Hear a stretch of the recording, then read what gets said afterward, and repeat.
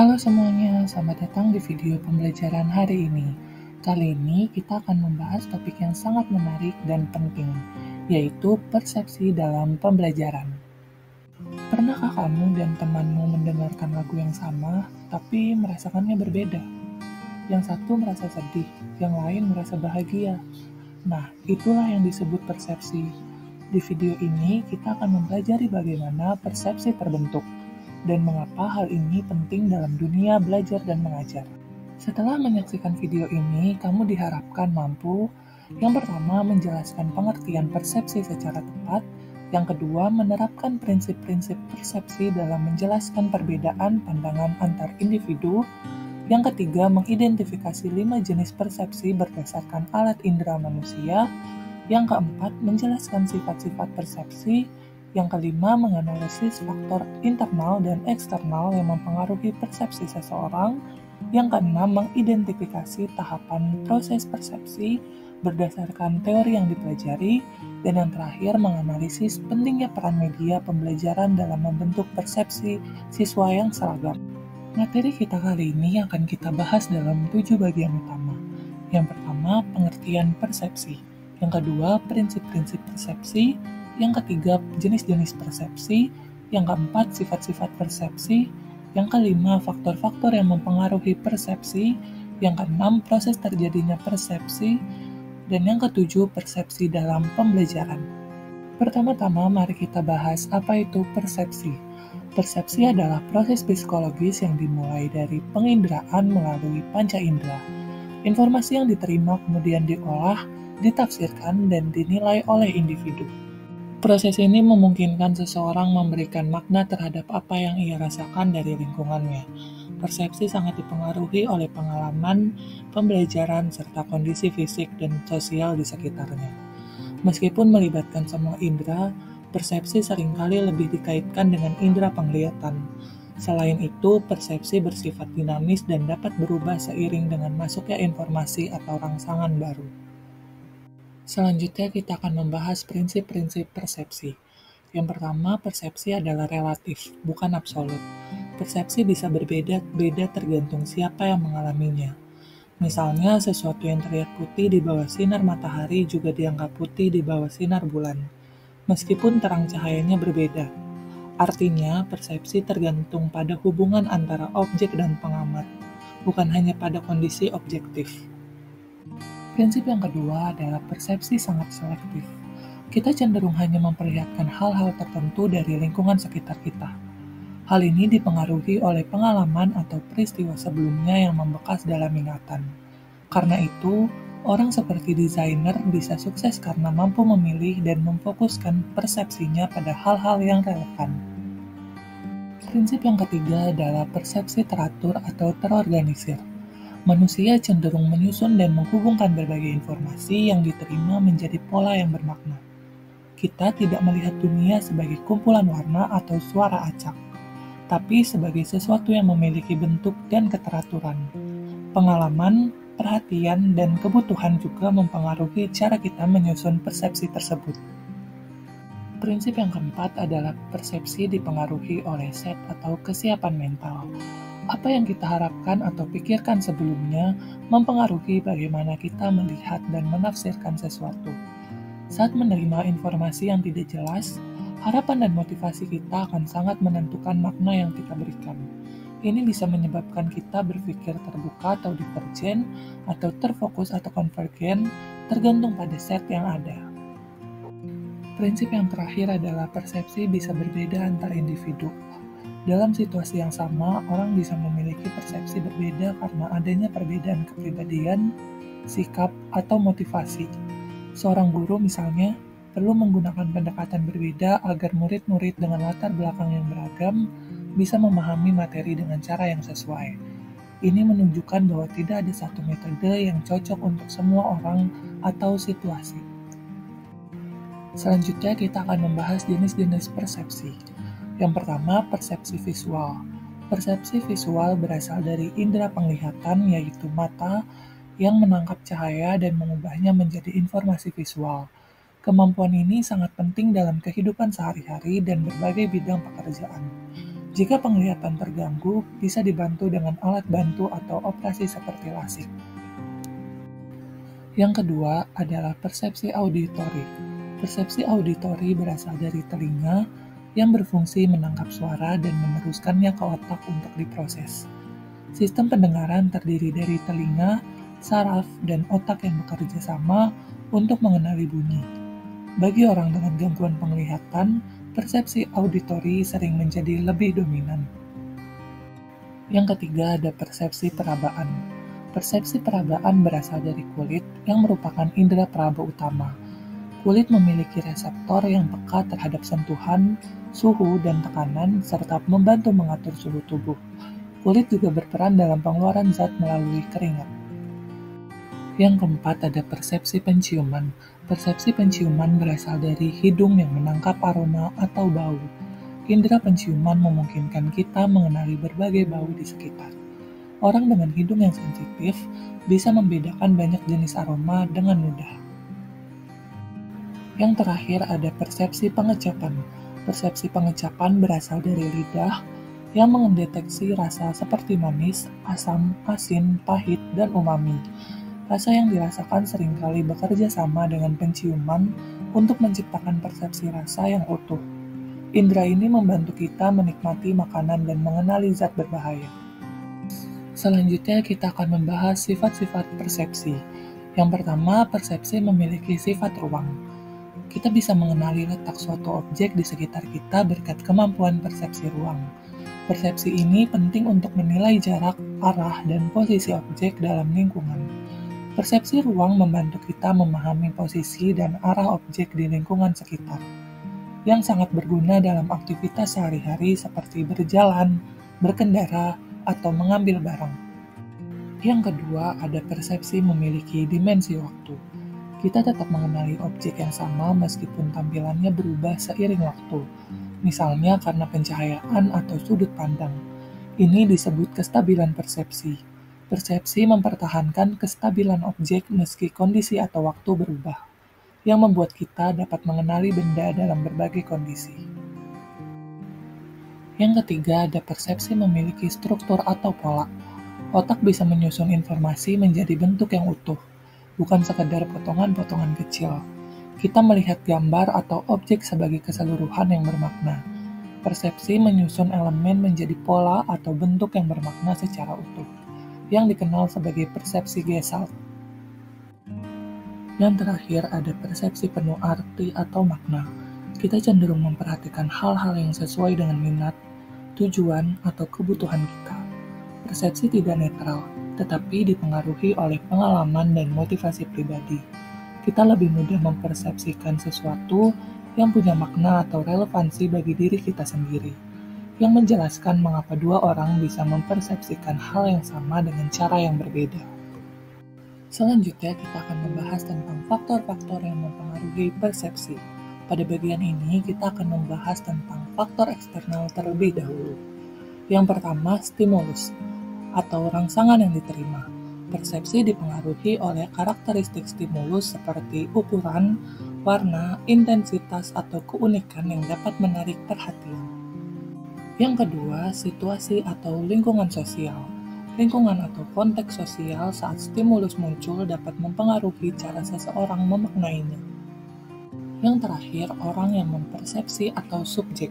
Persepsi dipengaruhi oleh harapan dan penilaian pribadi terhadap stimulus yang dihadapi. Kita lanjut ke bagian selanjutnya, yaitu faktor internal.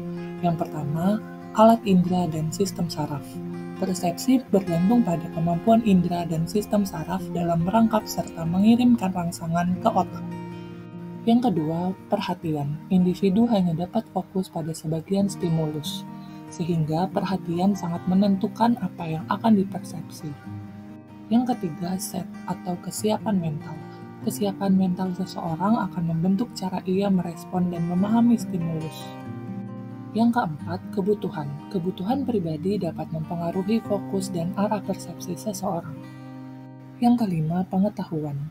Pengetahuan sebelumnya membentuk pemahaman dan interpretasi terhadap objek yang dipersepsi.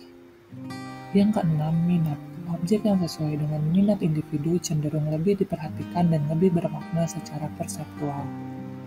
Yang ketujuh, harapan. Harapan membuat individu lebih fokus dan sensitif terhadap objek atau informasi tertentu.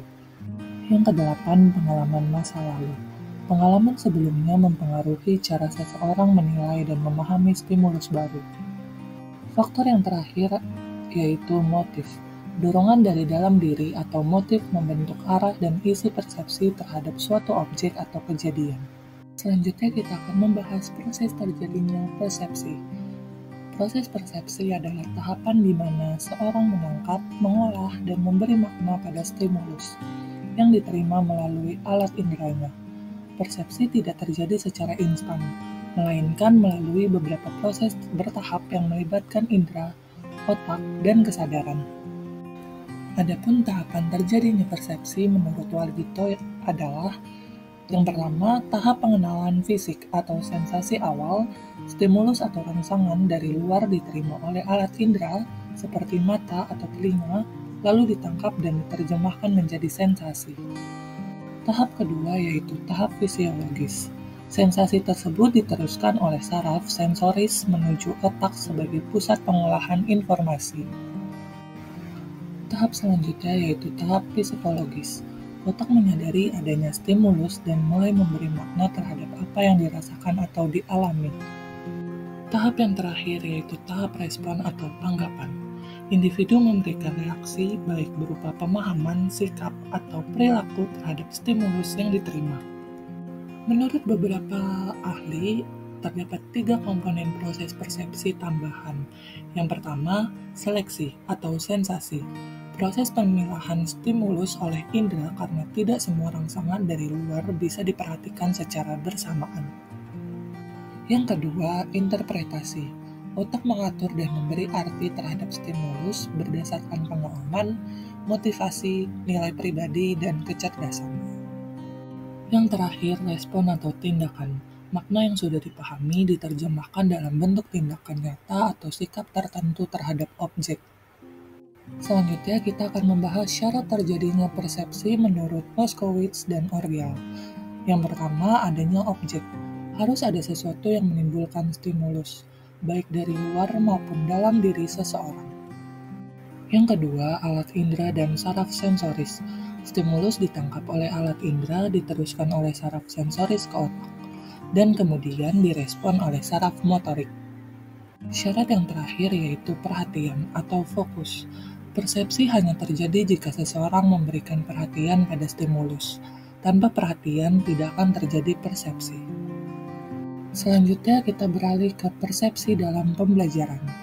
Dalam proses belajar mengajar, guru menyampaikan informasi atau pesan pembelajaran kepada siswa melalui media tertentu. Namun, tidak semua pesan diterima secara utuh, karena adanya berbagai gangguan atau noise yang mempengaruhi persepsi siswa. Menurut Sadiman, terdapat 4 penyebab perbedaan persepsi siswa. Yang pertama, hambatan psikologis, seperti kurangnya minat, rendahnya motivasi, kecerdasan, sikap negatif, dan keterbatasan pengetahuan. Yang kedua, hambatan fisik, seperti rasa lelah, sakit, atau keterbatasan fisik tertentu. Yang ketiga, hambatan kultural, misalnya perbedaan adat, kepercayaan, dan nilai-nilai sosial. Dan yang terakhir, hambatan lingkungan, seperti suasana kelas yang bising, panas, atau jumlah siswa yang terlalu banyak. Sekarang, mari kita bahas ilustrasi kasus pentingnya media visual dalam pembelajaran. Penyebab dari kasus ini adalah seorang guru seni yang menjelaskan warna magenta hanya lewat kata-kata tanpa menunjukkan sampel warna. Ia menyebutkan bahwa magenta adalah warna campuran merah dan ungu. Akibatnya, ketika siswa diminta mewarnai objek dengan warna magenta, hasilnya beragam. Ada yang menggunakan merah muda terang, ada yang memilih ungu tua, bahkan ada yang menggunakan merah marun. Setiap siswa menafsirkan warna magenta sesuai persepsi dan pengalaman mereka sendiri. Pembelajaran yang hanya mengandalkan deskripsi verbal, terutama untuk konsep visual seperti warna, bentuk, atau ruang, sangat rawan salah persepsi. Siswa menangkap dan menafsirkan informasi berdasarkan pengalaman sensorik mereka masing-masing. Solusi yang bisa kita lakukan setelah mempelajari persepsi dalam pembelajaran adalah jika guru menunjukkan contoh visual warna magenta, baik melalui swatch warna digital, chat, atau media presentasi, maka semua siswa akan memiliki acuan yang sama. Penggunaan media visual sangat penting untuk menyamakan persepsi dalam pembelajaran konsep-konsep abstrak atau visual. Hasilnya adalah siswa mampu memahami dan menerapkan informasi secara lebih tepat karena mereka tidak lagi menebak-nebak berdasarkan pengalaman pribadi, melainkan berdasarkan representasi visual yang konkret dan seragam. Hal ini didukung oleh pendapat dari Sujana dan Rifai yang menyatakan bahwa pengalaman belajar tidak hanya diperoleh dari ceramah, tetapi juga dari interaksi dengan media. Media audiovisual membantu siswa melihat dan mendengar secara bersamaan, sehingga informasi lebih mudah dipahami dan tidak disalahartikan. Setelah kalian menyimak pemaparan materi tadi, sekarang waktunya untuk menjawab beberapa pertanyaan yang sudah disediakan untuk mengukur sejauh mana pemahaman kalian, dengan memilih satu jawaban yang paling tepat. Soal pertama, seorang desainer mampu memilih detail visual yang relevan karena persepsi bersifat A. Statik, B. Terbuka, C. Selektif, D. Umum. Dan jawaban yang paling tepat adalah C. Selektif. Soal yang kedua, apa yang dimaksud dengan set dalam prinsip persepsi? A. Kesiapan fisik seseorang, B. Kesiapan mental atau harapan seseorang, C. Peralatan untuk mengukur persepsi, D. Pengaruh sosial dari luar. Dan jawaban yang paling tepat adalah B. Kesiapan mental atau harapan seseorang. Dan soal yang terakhir, faktor internal yang mempengaruhi persepsi adalah A. Ukuran stimulus, B. Warna objek, C. Minat, D. Suasana lingkungan. Dan jawaban yang paling tepat adalah C. Minat. Untuk menutup pembelajaran kali ini, berikut kesimpulan dari materi yang telah dibahas. Persepsi adalah cara seseorang menangkap dan memberi makna pada informasi yang diterimanya. Dalam pembelajaran, persepsi tiap siswa bisa berbeda karena pengaruh dari dalam diri maupun lingkungan sekitar. Jika materi hanya disampaikan secara lisan, siswa bisa salah tangkap karena membayangkan hal yang berbeda-beda. Karena itu, penggunaan media seperti gambar atau video sangat membantu menyamakan persepsi, membuat materi lebih jelas, menarik, dan mudah dipahami oleh semua siswa. Nah, itu tadi pembahasan kita tentang persepsi dalam pembelajaran. Semoga Anda sekarang lebih paham bahwa setiap orang bisa melihat hal yang sama tapi memaknainya berbeda. Jadi, penting bagi kita, baik sebagai pelajar maupun pengajar, untuk lebih terbuka menggunakan media yang tepat dan memahami bahwa perbedaan persepsi bukanlah halangan, tapi jembatan untuk saling mengerti. Terima kasih telah mengikuti video pembelajaran ini. Sampai jumpa di materi selanjutnya.